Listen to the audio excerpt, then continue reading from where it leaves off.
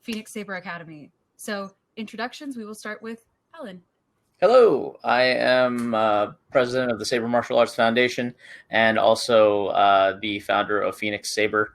You can find us on phoenixsaber.com. If you are in the Arizona area, you probably have heard of me or have seen me off in the background trying to juggle a bunch of things during an event. If it has to do with lightsabers, I'm probably part of it.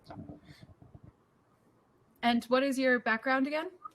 I am a Kung Fu instructor. I am a 6th degree black belt in many styles of martial arts and weapons.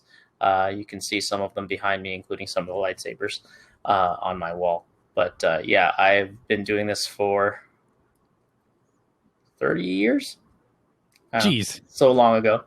But I've been doing martial arts since I was a child. So this is basically my inner child getting to play with my outer child. And soon my actual child. The true child. Yeah. So, Robert, if you'd like to go next. Hello. Sure. My name is Robert Chun. I am one of the co-founders and current High Council member of San Diego Sabers. San Diego Sabers is another lightsaber combat group based in San Diego, as you might guess. We started the group around 4.5 years ago, and it's been pretty successful. I certainly don't have the immense martial background that Alan does. I did a few years of karate when I was in elementary school, and then recently picked up some Filipino martial arts. It's our group is kind of a very wide variety of backgrounds like that. We have very highly trained martial artists as well as people who have never touched a weapon or anything like that. So yeah, it's a diverse group. Cool. And that leads on to me. Hello, my name is Marina, and I'm one of those people that have never touched a weapon before. I started off in San Diego Sabers about 4 years ago, and it was a very fun and welcoming group. And originally I went because I was like, oh, lightsabers, that'll be fun. We're just going to hit them. And but then I found out later on that they do teach martial arts, and they teach these 7 different forms of lightsaber combat. And so I started training to that, and then I got really, really into it, and my swordplay has gotten a lot better. I've actually learned about many different types of real life sword fighting techniques. I started learning from one of my friends in the group who does HEMA. I've also learned from our other friend who does Eskrima. And so I cannot say that I am very good at any particular real form of martial arts, but I have learned a lot from the group. And I'm currently our Battle Master's Padawan. He has 6 of them. But that is because he has the capability to handle 6 of us. So that's basically it. So then SMAF. SMAF is the organization that sort of binds us all together. Oh, Andre, sorry. I'm just sitting here because they needed an old man on the team. No, I'm Andre Marquis. I am the actual producer of the San Diego Sabers radio podcast. I am also a Padawan. I am the oldest Padawan of the team. I'm actually, I think, the 3rd oldest in the group, but I have no martial background. In fact, I shied away from all sorts of physical activity and sporting things because my nerdiness prevented me from being efficient at sports. But I've been with the group for about 4 years as well, doing great until the quarantine, and then training is kind of minimized. But the role I've taken on in the group is actually more along the lines of making sure the podcast and a lot of the technical things get accomplished. So, yay. Mm-hmm. Yes, he is our grateful tech guy, and he's helped us out through a lot of this. So many thanks. So we got together, these different schools, and we fight together, we train together, and we sometimes go up and we visit, and we do tournaments, which is very fun. The last one that we went to was actually hosted by Alan and Phoenix, and that was very fun. So that's just a brief introduction of who we are. Now let's talk about what we do. Robert, do you want to take over for SDS on our training and how we teach these 7 different forms of lightsaber combat. Sure. Yeah. So San Diego Sabers is primarily a school. What we do is we meet regularly. Well, pre-pandemic, we meet regularly, and we train each other in the 7 forms of lightsaber combat.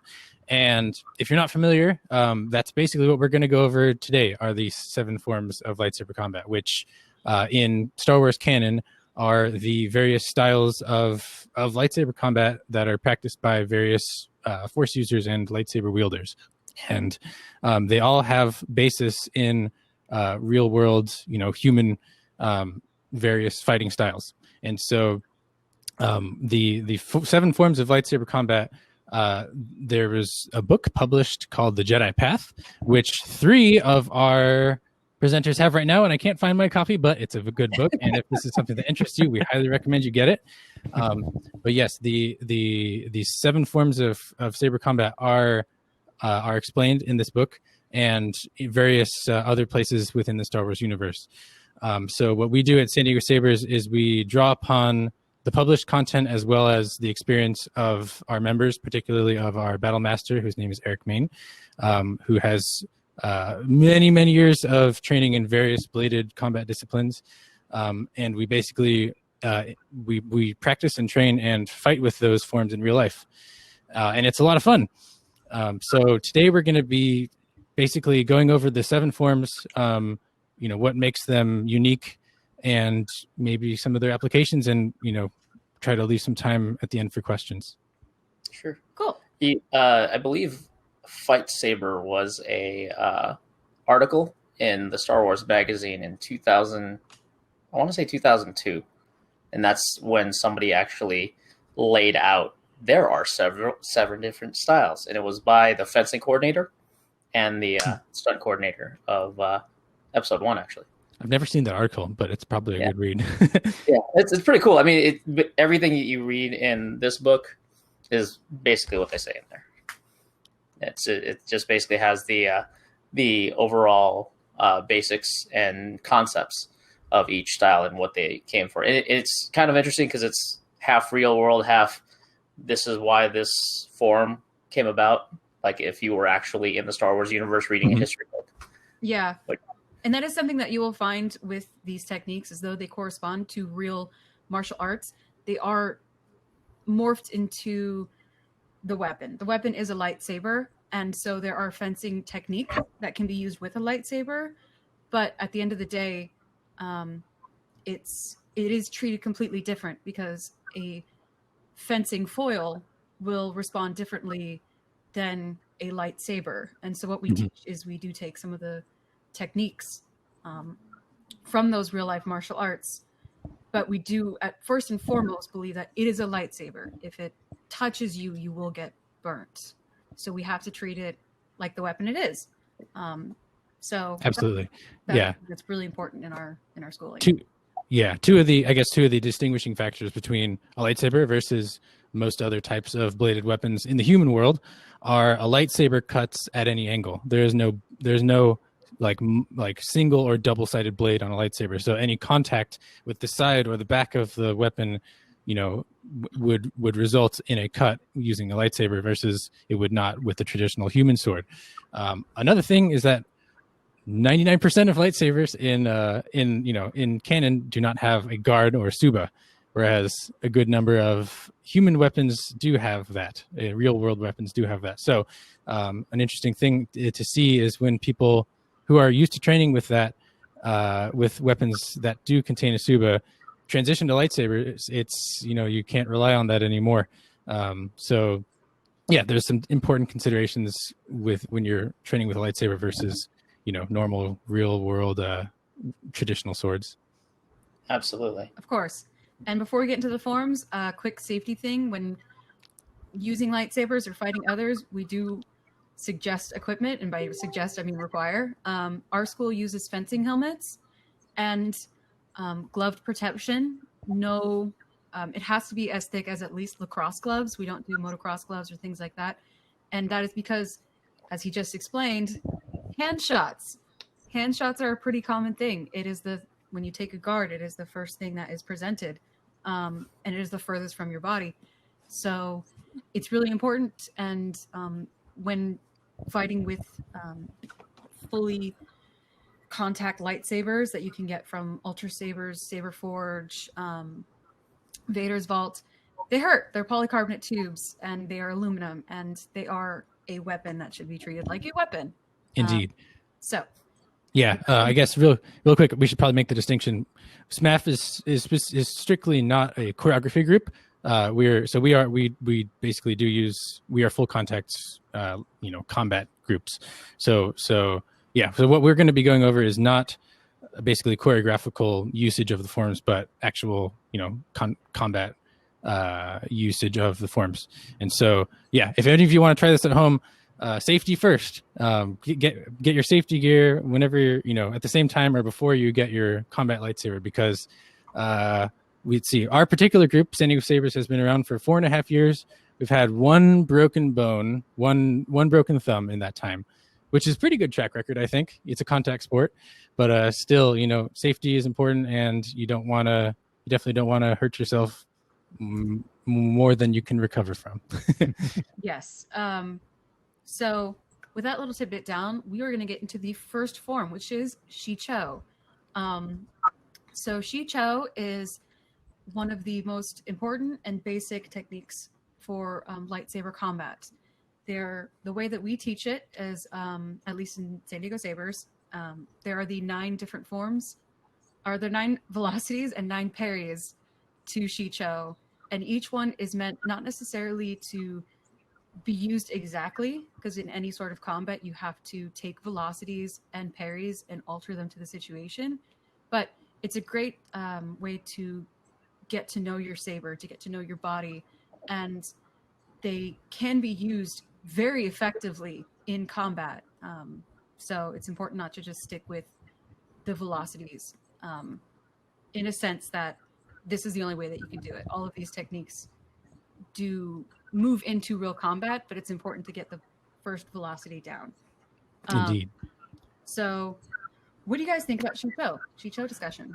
I'll let Alan start. I guess, Alan, how would you describe Shicho as kind of on a general level? And also, being the martial expert that you are, what sort of kind of real world fighting styles would you say it's closest to? Well, there's a couple different answers, and there's a couple different camps for that. First off is the fact that lightsaber choreography, it started off with kendo, and then there's another camp that was like, but he's using fencing footwork, in Return of the Jedi and stuff like that. So if we look at it, really, it depends on the school. And one of the things about the Saber Martial Arts Foundation is trying to version of Shicho might be different than my version of Shicho, might be different than somebody else's version of Shicho, but we're all teaching basically the same thing, and it comes down to very basics. In just like learning a new language or learning how to play a new instrument, you have to start off somewhere. So how to stand, how to like learning a language, this is a strike, this is a block, this is a parry, this is, things like that. So my version of Shicho that we've taught is let's strip down everything there is and just talk about, okay, if I was teaching a 5-year-old how to hold a sword, how can we do it safely without them, lopping off their own arms? And so our version of Shicho is so simple that it might even be too simple, right? It might get boring. However, it's the foundation upon which all the other forms are built. So, even how you stand and how to block, like I tell people that, if you're going to block, you're just basically going to build a house. It's coming to the high part, you block with the roof of your house, right? If it's coming from the side, you block with the walls of your house, and then you sweep the porch, very Mr. Miyagi like. But that's the whole idea. Is can I just say, this is the foundation, this is the trajectory that the attack is coming from. Can I protect myself with that? And again, a lot of it is very much simplistic to the point where hopefully you get it the first class, and then you can keep on working on it, of course. But if you get it the first class, that means you can just jump to the next one, next point. And there's so many different ways and extra techniques and things like that to make it a little bit harder. And a lot of martial arts seem to be more discouraging than encouraging when it comes to their complexity, which is cool. I love that part of it. But if I was teaching a 5-year-old, I want them to come back and want to do more. And then that's kind of how our Shicho at Phoenix Saber is. But we embrace everybody's version of it because we all have to start somewhere. Yeah, I would agree. So San Diego Sabers basically teaches Shicho as the first thing you learn. First thing you come to one of our sessions, you get popped into our Shicho class, and this teaches you fundamentals, like Alan was mentioning, stance, parries, strikes, basic strikes, and this is the first thing you learn, and then you build your foundation on top of that. And I guess we didn't really talk about our progressions, within our schools, but basically with San Diego Sabers, you become proficient in Form 1 Shicho, and then after that you are allowed to select a form that you want to specialize in. That's not Shicho. And after that, you can start training in that form and become a Padawan beneath a knight or master. And then once you become proficient in that second form, you can become an actual knight. So Shicho is foundation. It's basics. It's not too complicated. That said, we do have members who focus on Shicho pretty much exclusively, and it can be incredibly effective used in the right hands. So yeah, Shicho is basic, it's fundamentals, but it's very effective still. Oh, can I also add that Shicho, most schools, and I don't want to speak for any other schools out there, except for the fact that most schools teach Shicho as two-handed. Yes, that's true. Because less of a chance of throwing your saber if both hands are on it. That's very true. And less, not complete. Yeah, I've seen it happen. and that is part of the basics, and it is difficult for people because even if you've been doing stuff at either one of our schools, we will always have you go back to the basics, no matter how long you've been a knight, how long you've been a master. There has to be a very firm appreciation for those, because it is what you will build everything off of. And even if it doesn't look like it, because Shicho does look like a very two-handed sort of katana thing, and you see these people doing crazy one-handed lunges. What I tried to say earlier, but flubbed it a little bit, is that when going through your Shicho experience, you're learning how your wrists move, how your ankles move, how your hips move. Each motion is meant to give you a better understanding of what you and your body can do in order to do those crazy lunges, in order to do those crazy flurries and whatever moves that you find that you want to pursue, or types of fighting you want to pursue. So it can be boring and it can be basic, but it is so important. And you can find sort of a piece in, even when you don't feel like training, you're like, all right, I'm just going to do Shicho for like 30 minutes and you're still really doing a good job.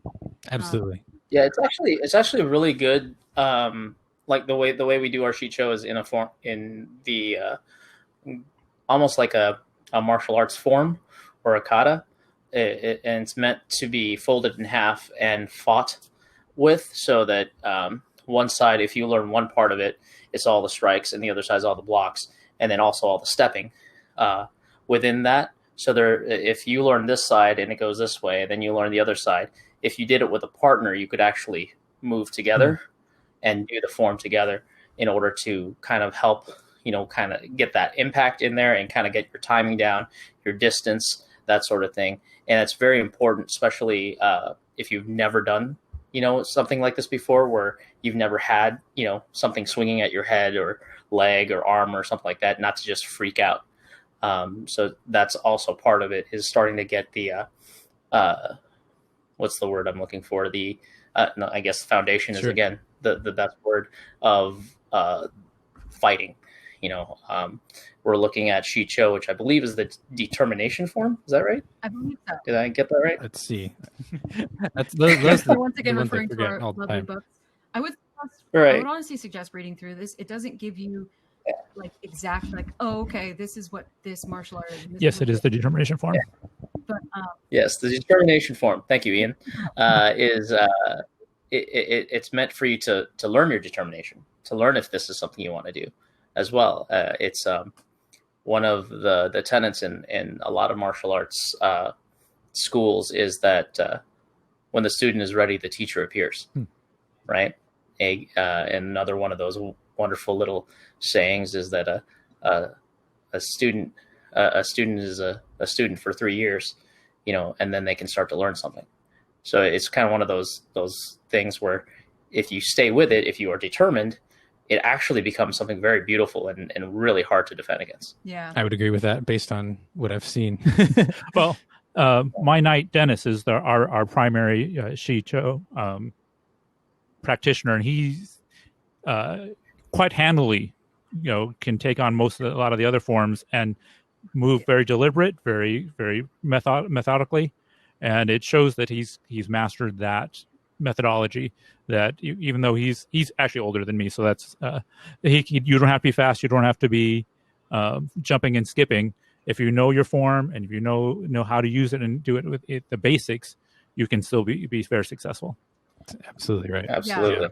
and to talk specifically about Shicho before we move on to the next one, the way that San Diego Sabers teaches it is we actually do have set velocities and set parries, like I said earlier. And Dennis was the one I was referring to when I said that he's the one that can take it and mold it into actual combat. He just tweaks small little things and he can create so much power and energy just off of the two-handed foundations. And so whenever someone says like, oh, it's kind of like when you're teaching someone math, they're like, when am I ever going to use this? And then you look at Dennis and you're like, oh, that's when I'm going to use that. Yeah.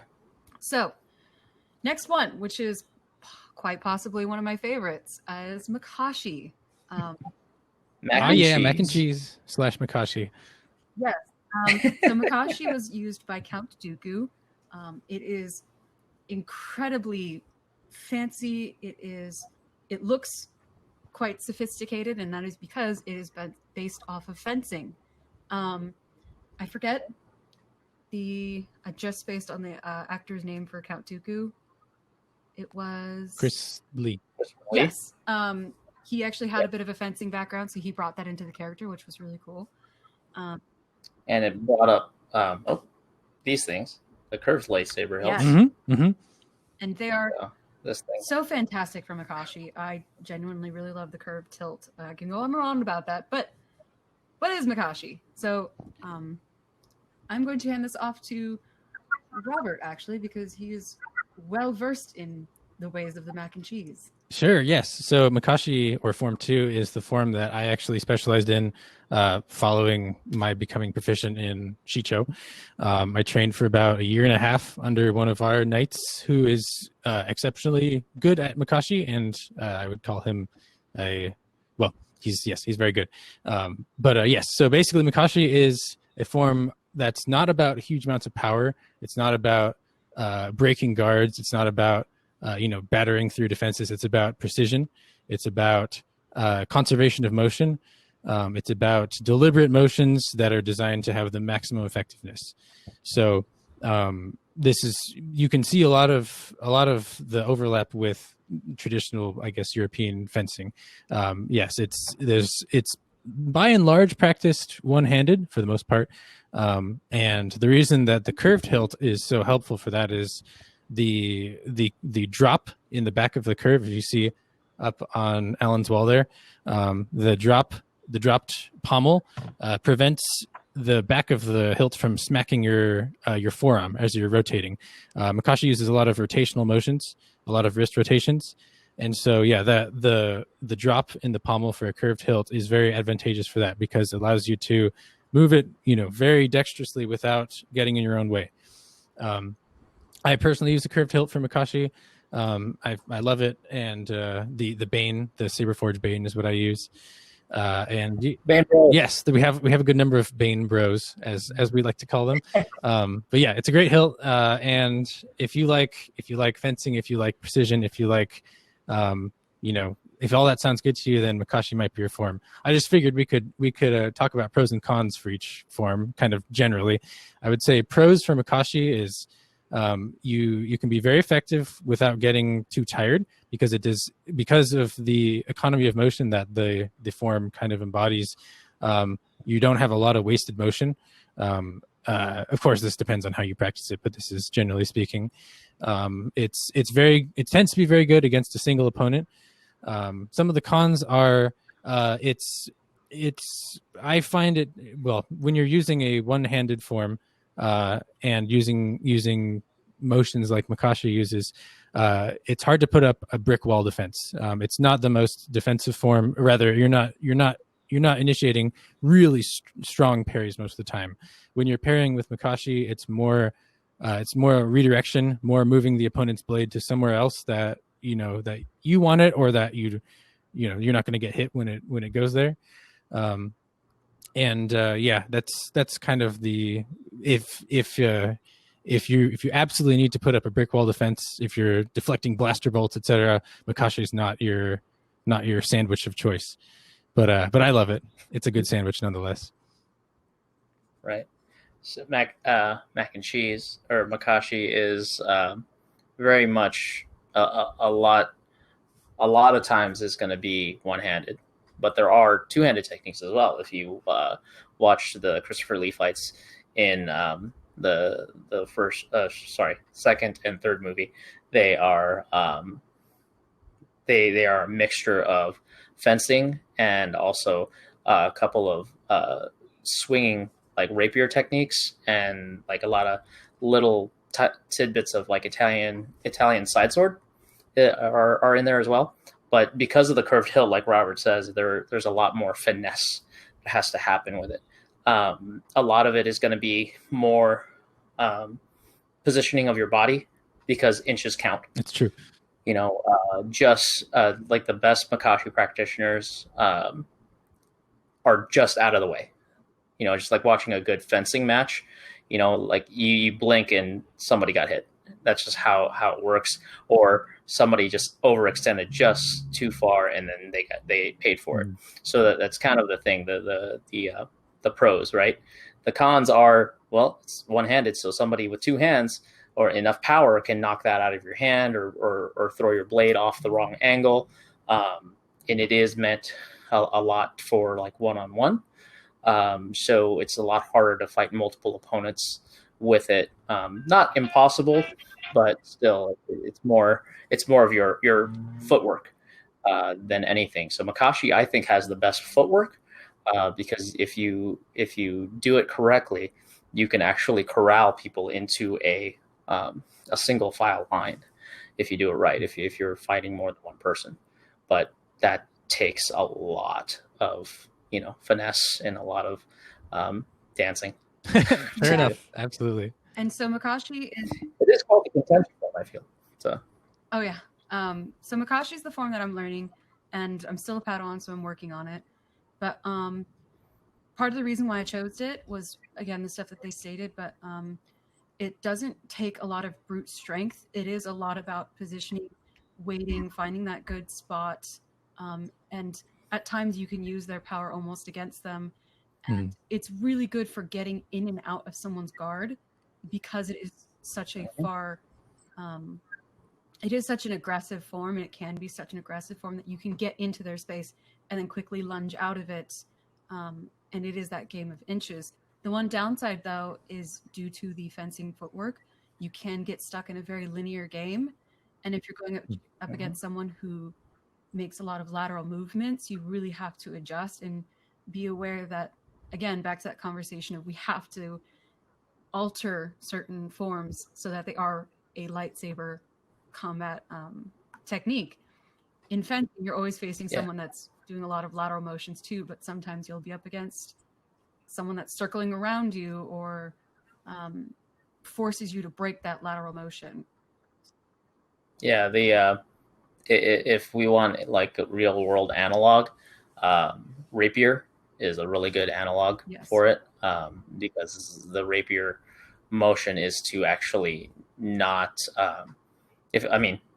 really cool like rapier fights I find is where the tip of your rapier hits your opponent, but your blades are still touching, which is really cool. But there are plenty of other ones. The Spanish have a espada y daga, which is basically sword and dagger in a circle. There's a small circle martial art of it where you basically have to stay in the circle. So your footwork is very important, and you only actually have, a dagger and a rapier, or basically a longsword, and you just fight. And you fight and you fight, and those matches can last forever. But it is the game of inches. It is a game of who hits first. Yeah, and fun stuff. And it's precise. Precision is 100% key. You have to know your range.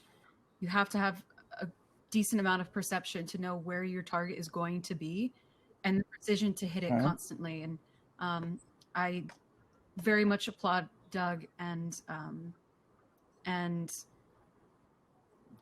oh my god, spacing out on names.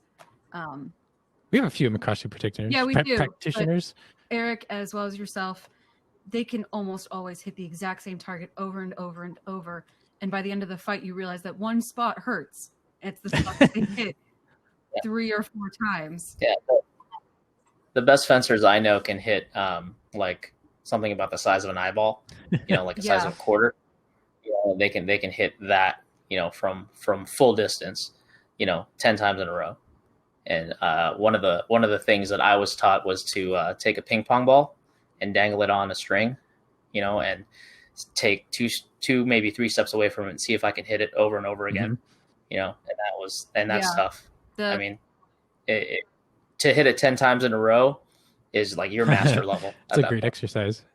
The other one that was super fun was the technique where you draw a circle on a wall and you have to sit there with your blade and draw the circle out perfectly with your arm fully extended and just be able to create a full perfect circle over and over and over and over again until eventually you take that tape off, and then you're able to just create perfect circles over and over, because all of the techniques, at least the ones that we teach, usually stem from circular in motion. Yes, there's absolutely. a lot of other motions, like it's tough to sit here and talk about every last little thing. But we only have an hour. We do, sadly. So we should probably move on to Form 3. Yes. So Form 3 is also one of my favorites. It is the defensive form. It is creating the wall. It's commonly known as the Eye in the Storm, which I think that's cool in general. And the whole mentality behind it is while everyone and everything rages around you, you stay calm, collected, and you face the rage of other people. And I really, really like that. My biggest skill is perception, so I can usually tell when someone's going to attack and in what direction. And so being able to see that and create my defense and just wait patiently for my in for when they make a mistake, and then that's when I go into that motion. However, in canon, Surisu is not an offensive form. So no, it's just very sassy. Very sassy. Definitely. Because, the master of Surisu is Obi-Wan Kenobi. And hello there. It's very demoralizing to be fighting a Surisuist because they're just walling you out and you're like, okay, well, this is life now. So usually you have to pair it though with something offensive to assist with that defense. So what I'll do is the Makashi Surisu. We have some that are Gemsu Surisu. Usually just have to pair it off. But Robert. Well, the idea is resilience, right? It's the resilience form. So if we're looking at a wall of defense, then it would be basically fighting multiple opponents, being able to block and not get hit, Mhm. or step away and not get hit. But the definition of a good defense is not getting hit, right? So Sure. that's the idea of Sarissa. So being able to have the foundation of Shicho built in with extra footwork from Makashi turning into Sarisu, you can start actually doing different things. So in Phoenix Saber, we do a version of what's called Tiger Tornado Broadsword, which is a Chinese broadsword style, which is meant to be fighting on a battlefield full of people. So you're blocking all directions. You're attacking all directions.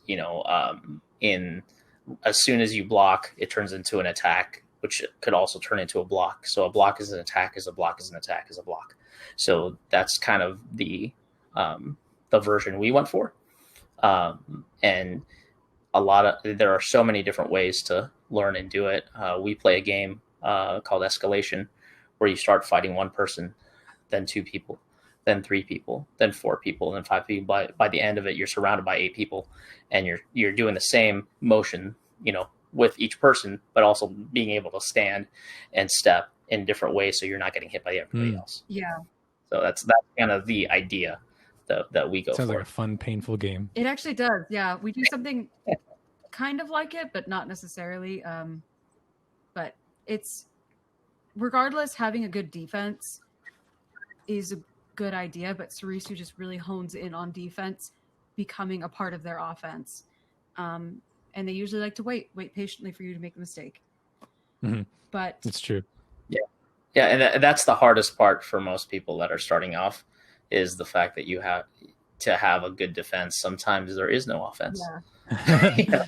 But a form that is quite the opposite and not known very much for its defense at all is Ataru. So yes, indeed. Ataru is known as the aggressive form. It's constant motion. It's flowing. It is a constant state of movement. Usually an Ataru user does not stand still. Their blade is in constant motion, whether it's, they're using it to keep their bodies warm, or they're using it as a bait, or they're using it as a distraction. It's just a constant flow of motion. And so the upside to that is that constant motion makes it very difficult to get into their range. It makes it difficult to get into their space. But sort of the downside is it takes up so much energy. It's very entertaining when a Sarisu person fights someone that does Ataru. I think that is the best matchups that I've seen, because they cancel out each other's upsides and downsides. We forgot to mention it because I've moved on too quickly, but for Sarisu in its defense, it does lack a lot of offensive capabilities, which we talked about. And the downside. Yeah, you have to tire out your opponent. You have to tire out your opponent, but if your opponent doesn't tire out, then you're in trouble. Yeah. And that's basically when a Taru user comes in, and it's a fantastic match. But agreed. Yeah, I think we have a couple in San Diego Sabers. We have a couple practitioners of Form 4 and some folks who blend Form 4 into other styles. An interesting thing is we have multiple people who came from Filipino martial arts or Eskrima backgrounds who found it very natural to integrate the kind of continuous motions of Eskrima, various rotational motions and whatnot into using as Ataru. And I can tell you from experience, it is really darn hard to ascertain when a strike is going to come versus when they're just, whether a movement is a strike or whether a movement is just Ataru idling, and it sounds like, I guess in theory, it would, like, to me, I originally thought like, oh, this just seems like a bunch of wasted motion as a Makashi practitioner. And I mean, maybe it is, but it also makes it very hard to determine when it's going to be a strike. And yeah, it's a skilled Ataru practitioner is a big pain in the butt to deal with. It's, it's like an onslaught of just stuff coming at you.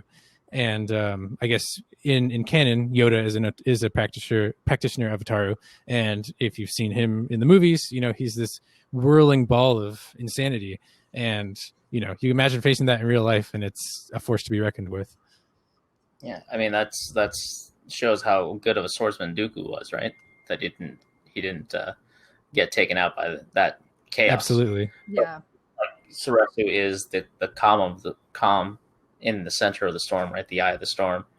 Ataru is the storm. Yes, Yeah. absolutely. It's everything around. I believe the treatise was fighting on even ground, or fighting on the grounds of not so much skill, but as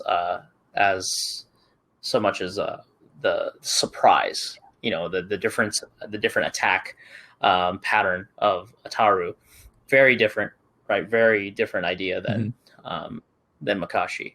So which is very much one-on-one. Ataru can take on multiple opponents on different types of environments, and actually use that to their advantage. And a lot of that comes from just being able to move, right, and to be able to change levels and be able to attack from an angle not before seen. As you talking about, like the Filipino martial arts, Kalina, Eskrima, start thinking about maybe shortening your blade. That'll change your whole game up, or lengthening your blade. Who knows? But that the small movements that create different trajectories of attack from stances that were not seen before. That's really Ataru. Yeah. In my mind. So we do in Phoenix we do a style called Nandao, which is another Chinese form, which is very acrobatic as well. So you're doing a lot of jumping and spinning and throwing kicks in there as well as rolling on the ground and going through a bunch of different ways of, okay, if I had a sword in the ground and I fell, what do I do? If I do I just give up, or do I keep fighting? And that's kind of how I see Ataru, is like, no, you're going to keep going no matter what position you're in. Yeah. Now, an interesting one to combat Ataru is actually Gemso, which is the next form 5.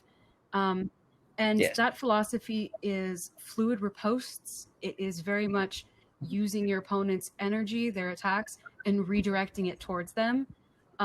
A common practitioner of this would actually be Hema swordsmen, people who do longsword and other Hema combat with philosophies are heavily seen in Gemso. In fact, we do have a practitioner, one of our knights, Kevin. He does practice Hema. He does full live steel, which is basically the people that are in the full plated steel, and they take a longsword and they go at each other. And so it lends itself really well to taking attacks, redirecting them, and sometimes back right into their face, or they get it out of the way and then they go in for their attack. But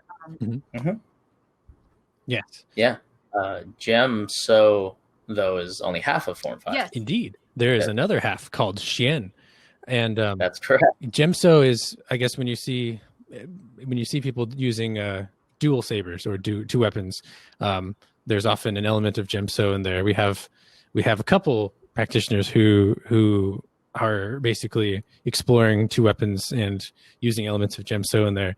I'll let you talk mostly about this one, Alan, because this is the form I've explored the least. But to what you said earlier, Marina, about using people's energy against them, Form 5 is kind of the epitome of that. It's you throw a lot of power at me, I'm putting a mirror up and reflecting it right back at you. So Tai Chi, the yin yang, that's the whole idea. That's why there's two different parts of Form 5. When you look at Xian in the canon explanation, it's basically because Suresu was lacking in attack. So they created Xian. So a lot of blocking and bodyguarding, that sort of stuff, redirection and turning and pulling somebody around and spinning them around without having to address that. And then Gemso is being able to, like you said, redirect the attack, use the angle of the blade to take your energy and strike it against you. So what we do is we teach again, a dual approach. So by the time you're done with the kata that we have for Chicho, then Makashi, then Suresu, and then Ataru, you're usually spent. At least 10, 15 minutes have gone by, and you've been moving the whole time. So it's time to slow it down, slow down your heart rate. Can you actually do it? So that's when we start teaching Tai Chi Sword.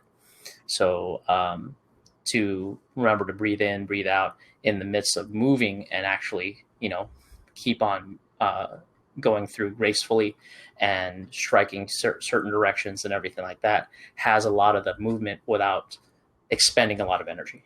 So you have the redirection and then the strike coming from no longer your wrist motions like in Makashi, or in your foot placement, or taking hard blocks in Suresu, or striking hard in Ataru, but it's just taking that motion that the opponent gives you, redirect it so it becomes your motion. And that's kind of our Form 5 and idea. So to play off of that building of all of your techniques into slowing things down, the next technique is the epitome of that, which is Naiman. Niman.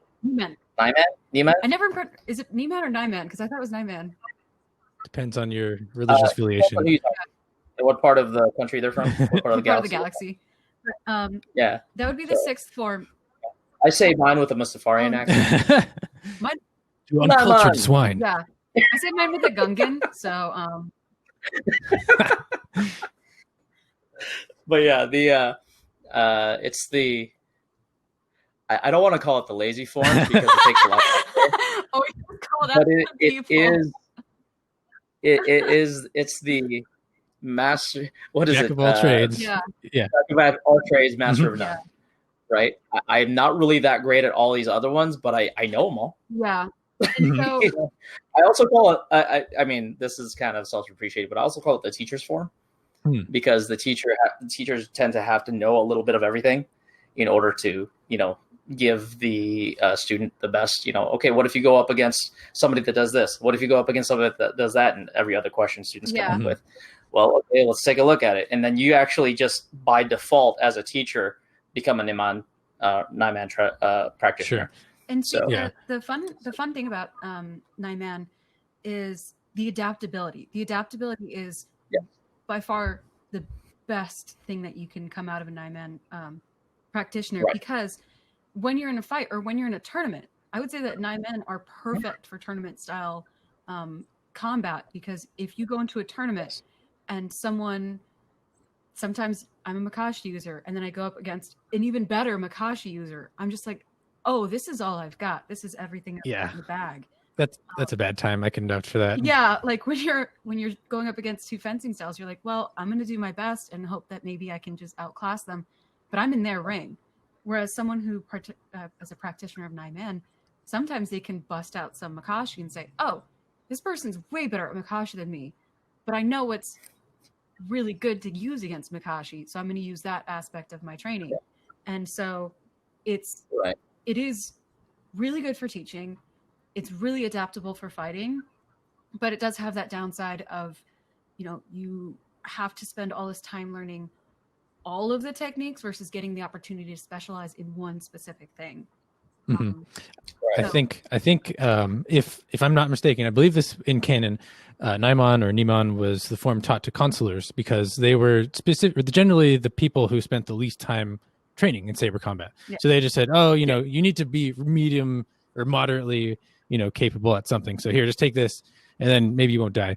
But I would say, in our schools and our real world applications of it, it's the ability of a Niman or Naiman user is entirely up to the individual. We have one or two incredible Naiman users who, jack of all trades, and then the proficiency of each one is unlimited. You could be amazing at Ataru, you could be amazing at Makashi, you could be amazing at Surisu, whatever.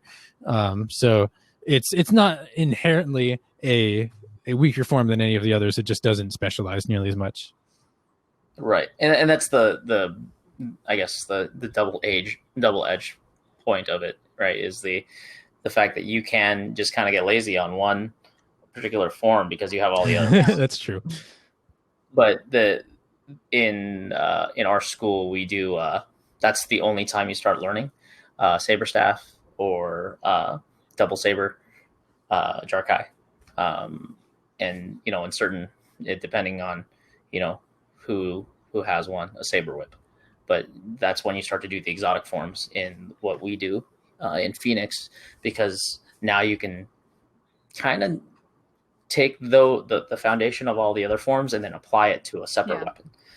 So to wrap this up, because we are almost done, and we're just going to go over it briefly because we actually do not teach this form. The 7th form of lightsaber combat, Juyo. Bad word. Yes, bad word. So Juyo is actually a Sith form, and the reason why we don't really discuss it or talk about it much is it is meant to hurt. It first and foremost, it is meant to hurt someone. It is meant to break bones. It is meant to be in a really bad mindset. The main point of it is to get into a mindset where you want to hurt people, and that's not necessarily what our school is about. We do enjoy Siths, though. There are Siths in our group. We enjoy that aspect, but our Sith practices Makashi, and we just, there is a way to use the 7th form in a way that is not going to hurt people, but given its full body emphasis, it does really lend itself to injury, because you are supposed to use your entire body in every strike. You're not supposed to break your wrist when you go for a lunge. It's just pure ouch. It's just pure ouch. Pure ouch. There you go. Yes, well, that's accurate. Yeah, so Juyo is more about fighting for the sake of hurting the other person, and that's not, if you want somebody to come back to practice, that's not usually what you want to do. I'm here to play with lightsaber. Okay. However, I'm gonna point this out. Most of us that have been friends for a while do accidental Juyo.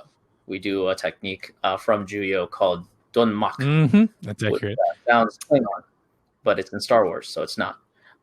It's basically just belittling their opponent and just talking trash, which we do because we know each other and we love each other. But it's kind of one of those things that if we didn't, oh man, it'd go rough really quick. Yeah, fair enough. And then I know people want to talk about Vapad and everything like that, but we unfortunately do not actually have force powers, so we can't take the dark side of the force on a feedback loop in order to hurt the other person. So sorry. And that is a problem with all of these forms. Right. Thank you. Yet. When we're fighting, some of the forms lend themselves to force techniques. We're like, actually, it's done this way. And we're like, okay, we get that. The last time I checked, I can't do like this. And well, we did call the thing real lightsaber martial arts. So yes, we didn't talk about real force powers. Yeah, that's accurate. Yeah, I will say there's with Incendio Sabers, we've been around for 4.5 years, and no student has ever officially started learning Form 7. Our battle master has very selectively, taught a little bit here and there to one or two students, who were very curious and showed, a responsibility with their fighting. And I will say the only broken bone came out of an execution of Form 7. Yes. So yeah, it's not something we mess with too much, but we definitely respect it. Absolutely accidental, by the way. It was very much accidentally done.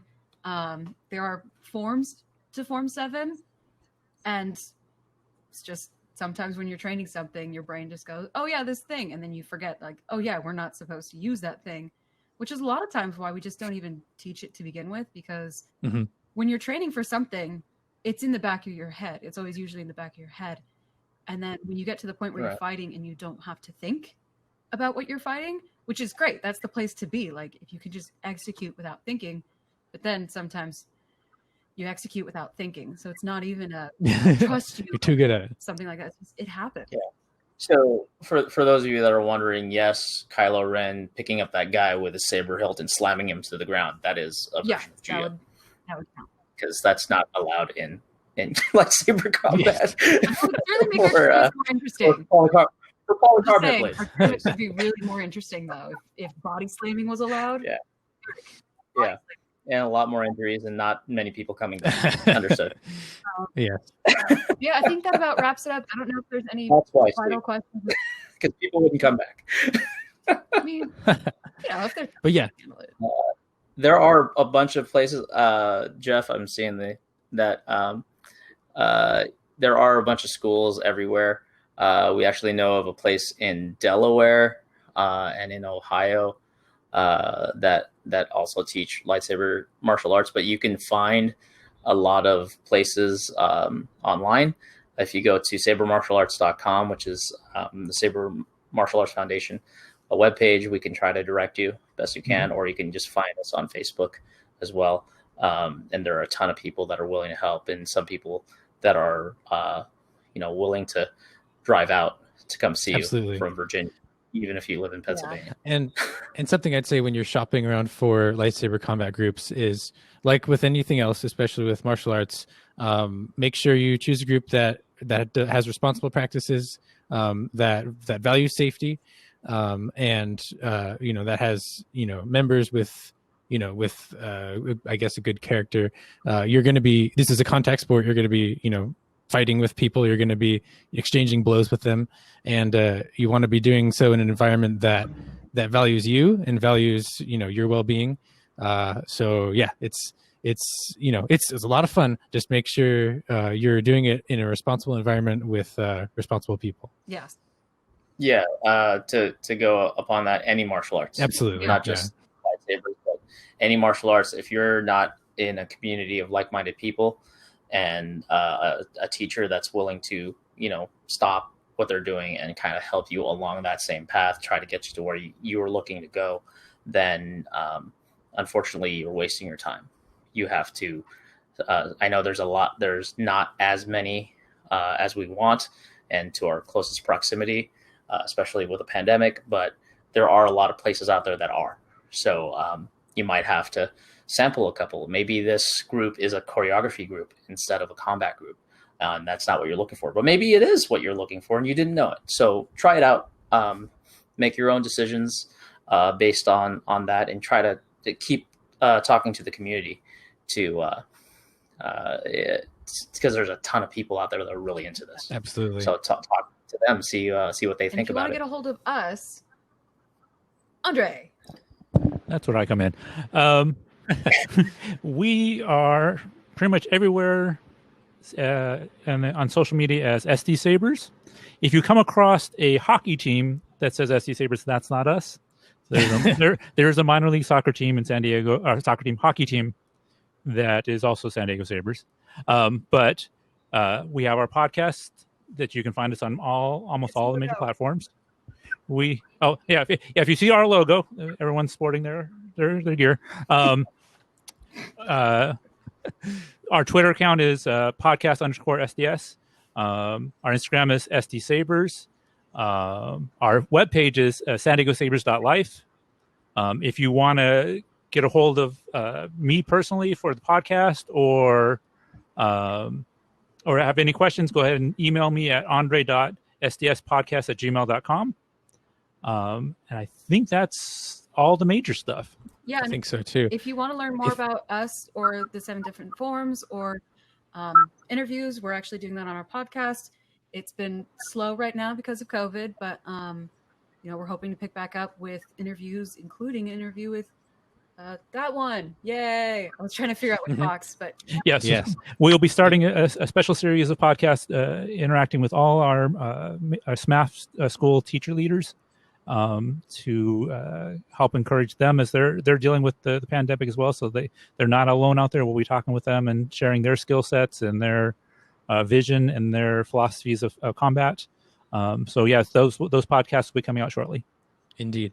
Alan, if anyone wants to get a hold of you or Phoenix Saber, where should they go? PhoenixSaber.com. We're on Facebook. We have a website.